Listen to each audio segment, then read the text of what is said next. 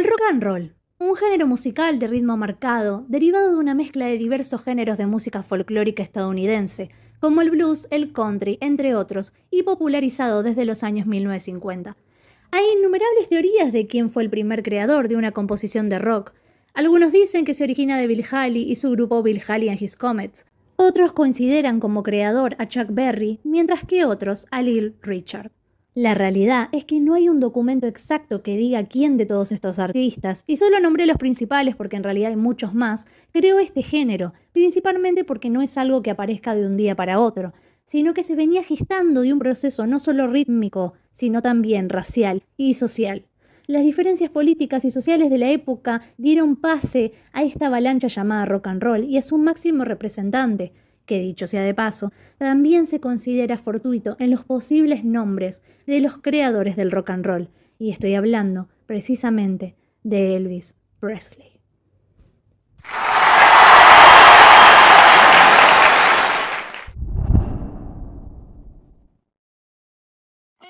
Elvis Aaron Presley, conocido como Elvis Presley y apodado el rey del rock and roll, nació un 8 de enero de 1935 en Tupelo, Mississippi, Estados Unidos. Hijo de Vernon Elvis Presley y Gladys Love Presley, hermano de un pequeño bebé que era su gemelo, pero que desgraciadamente falleció al nacer. Elvis fue el sobreviviente y se convirtió automáticamente en el amor y obsesión de su madre. De pequeño asistía a la escuela, no teniendo las grandes aspiraciones en cuanto a su potencial escolar. No parecía destacar en sus notas ni en ninguna otra cosa relacionada a su educación. Pero un día, cantando en el coro de su escuela, su maestra de música nota algo peculiar, y es que el pequeño Elvis no desentonaba, todo lo contrario. Dejó perpleja a su profesora, a quien le cantó una canción de country, lo que le permitió llenarse de elogios y participar en un concurso local donde hizo su primera presentación. Debido a que los Presley estaban entre las familias blancas, a menudo vivían en casas designadas para blancos, dentro o muy cerca de las zonas delimitadas para negros. Una de estas viviendas de alquiler en Tupelo se encontraba justo enfrente del Shake Rag, un gueto negro donde la música que salía de los garitos y de los bares de gramola se podía oír toda la noche. A su vez, su familia era religiosa y desde su infancia, Elvis contempló y cantó mientras los predicadores conducían a su congregación, a menudo entre salvajes contorsiones. Estas son dos de las principales influencias que moldearon su música y más tarde a la música popular en general, los ritmos negros y los gospel, siempre presentes desde su infancia. En noviembre de 1948, la familia Presley se muda a Memphis, Tennessee, la cuna del blues y del country, donde comienza a adentrarse más aún en la música y con un esfuerzo muy grande de sus padres, quienes no poseían de un buen ingreso económico, consigue su primera guitarra. En 1950 comienza a practicar de forma habitual con la guitarra bajo la tutela de Jesse Lee Denson, un vecino 2 años y medio mayor que él.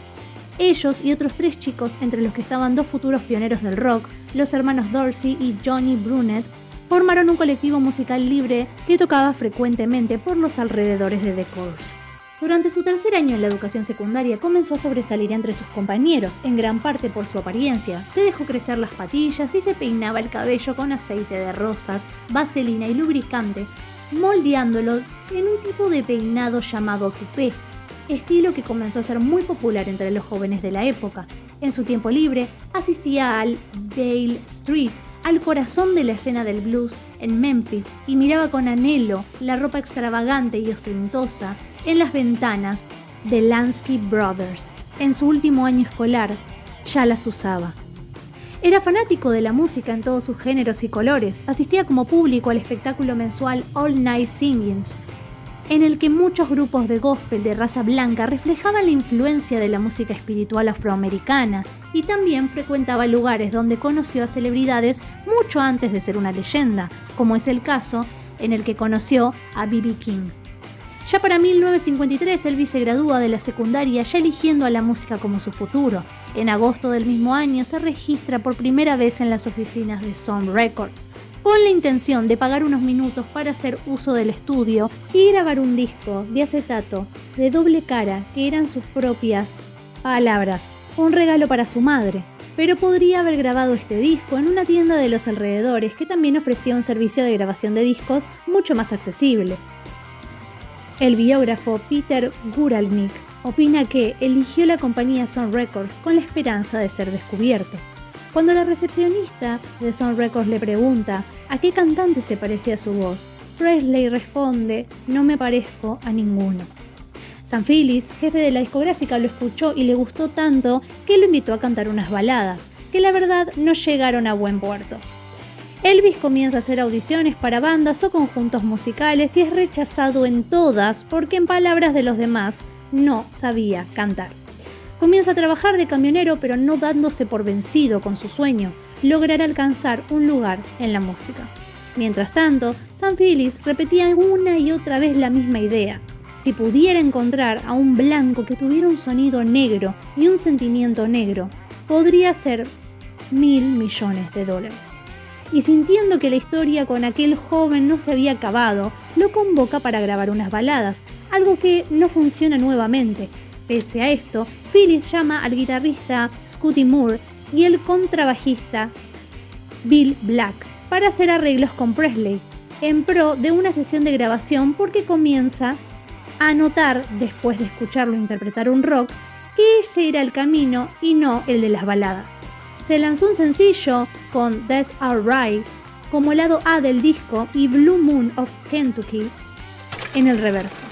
Transmitieron la primera canción en la radio y a las personas les gustó mucho, por lo que llamaron a la radio para preguntar quién era el cantante detrás de estas obras, y este era Elvis.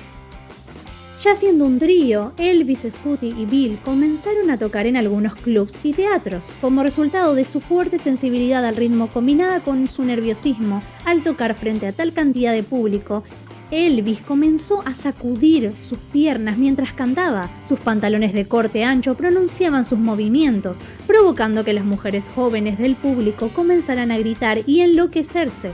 Esto solo fue el inicio. Las constantes giras y la buena recepción de sus publicaciones lo convirtieron en una estrella regional, desde Tennessee hasta el oeste de Texas.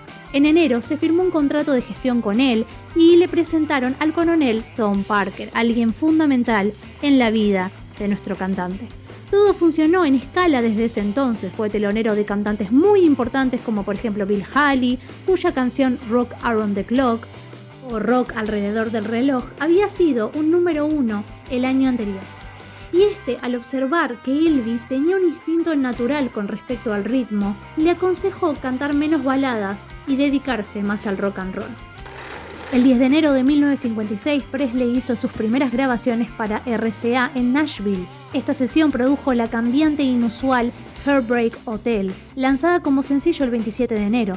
Realizó muchas más sesiones que dieron como resultado 8 canciones, incluyendo una versión del himno de Carl Perkins, Blue Suede Shoes, o zapatos de gamuza azul en español. 12 semanas después de su lanzamiento original, Heartbreak Hotel se convirtió en el primer éxito pop número 1 de Presley. Comenzaron las giras y sus primeras presentaciones como figura pública, cantando una versión de Hound Dog que conquistó al mundo. Comenzaron algunas polémicas porque Elvis, ya avivado de que las mujeres amaban sus movimientos, cada vez los perfeccionaba y alteraba mucho más, exagerándolos, saltando, agachándose hasta el público, coqueteando con las damas, que lejos de mirar a los demás hombres solo tenían ojos para él. Esto generó tanto odio en el público masculino que en muchas ocasiones querían golpearlo, de celos, ya que se llevaba la atención de toda mujer existente cuando ingresaba a una habitación. Los críticos comenzaron a llamarlo Elvis la pelvis, en referencia a sus movimientos que describían como sexualmente vulgares, tratando de manchar su imagen y su éxito. El show de Stevie Allen invitó al cantante y presentó a un nuevo Elvis, vestido con moño negro, lo que le generó mucha molestia porque esto no es lo que él quería hacer. Rebelde y lleno de furia, todos le aconsejaban que dejara de bailar y se convirtiera en un cantante más, sin ton ni son, y eso lo ponía de muy mal humor. Un juez de Jacksonville ordenó a Elvis moderar sus acciones. En su siguiente interpretación se mostró más recatado, pero realizó un movimiento sugestivo con su dedo meñique para burlarse de la orden, que era que no podía menearse ni moverse, ni siquiera en su dedo meñique.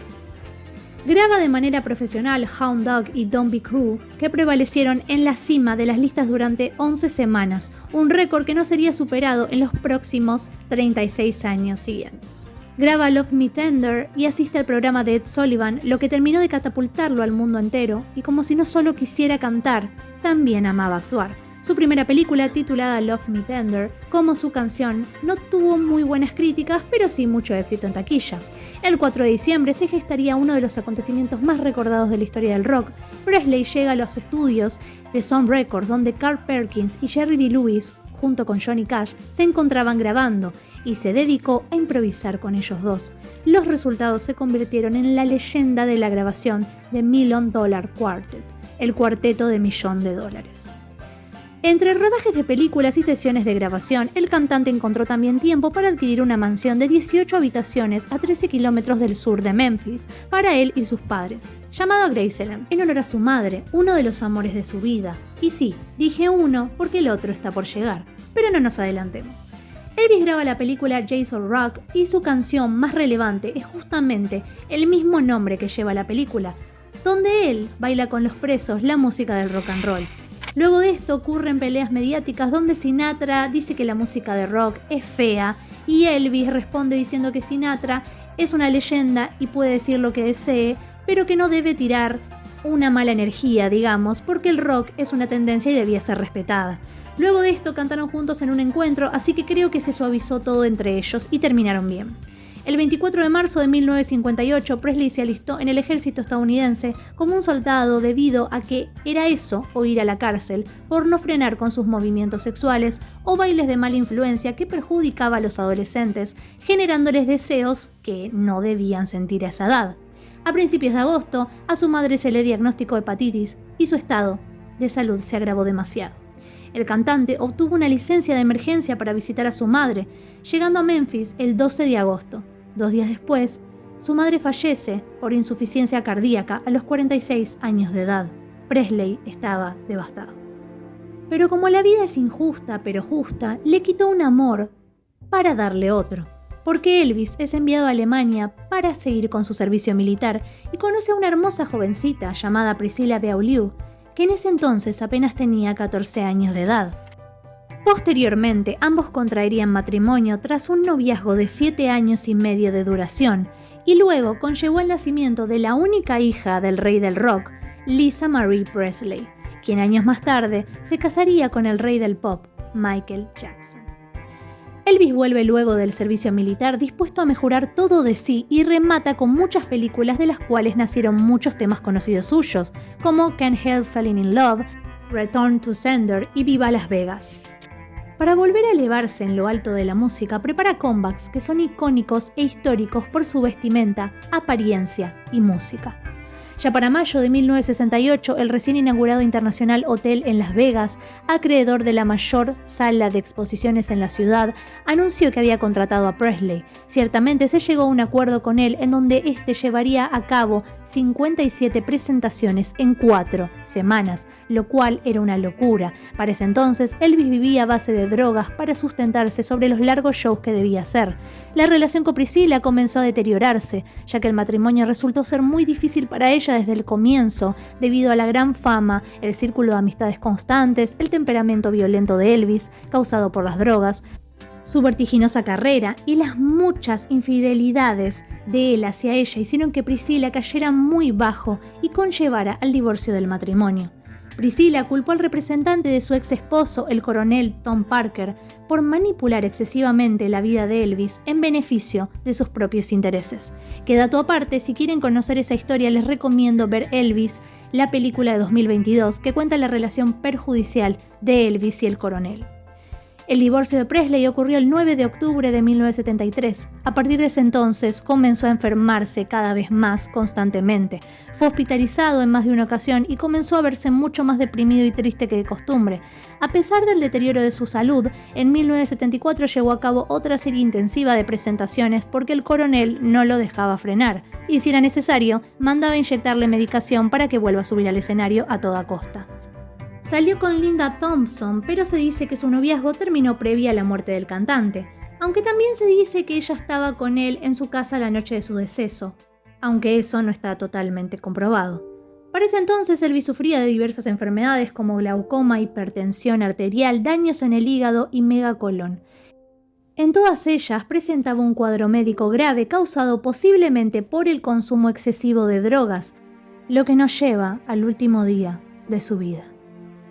Se había programado que Presley volara fuera de Memphis en la noche del 16 de agosto de 1977, con miras a iniciar otra gira. Esa tarde, Alden lo encontró inconsciente en el suelo de su baño. Ante esto, los médicos intentaron reanimarlo, sin embargo, no lo lograron. La muerte del cantante se hizo pública oficialmente a las 3:30 p.m. a causa de un infarto agudo de miocardio. El funeral de Elvis tuvo lugar en Graceland el jueves 18 de agosto de 1977. En pleno funeral, fuera de la residencia, un automóvil arremetió contra un grupo de fanáticos, matando a 2 mujeres e hiriendo de gravedad a una tercera persona. Un aproximado de 80.000 personas participaron en la procesión hacia el cementerio Forest Hill, donde Presley fue enterrado al lado de su madre. Pero después de un fallido intento de robar el cuerpo del cantante a finales de agosto, los restos de Elvis y de su madre fueron trasladados al jardín de meditación de Graceland el 2 de octubre, donde se hallan enterrados desde entonces. La realidad es que Elvis no fue solo un cantante que rompió récords y desafió a la autoridad, sino que fue la figura que el mundo necesitaba para que todos aquellos artistas que lo procedían fueran lo que hoy son. Sin Elvis no existiría un Beatles. Sin Elvis no hablaríamos del rock como hoy lo hablamos. Sin Elvis, el mundo no sería como lo conocemos. Cambió la historia de la cultura mundial para siempre, cruzó las líneas de lo correcto y lo incorrecto, y conquistó y continúa conquistando, de generación en generación, a todos aquellos que sepan apreciar y amar su arte. Elvis Presley, sinónimo de grandeza y por siempre pionero y rey del género que hoy conocemos como rock and roll.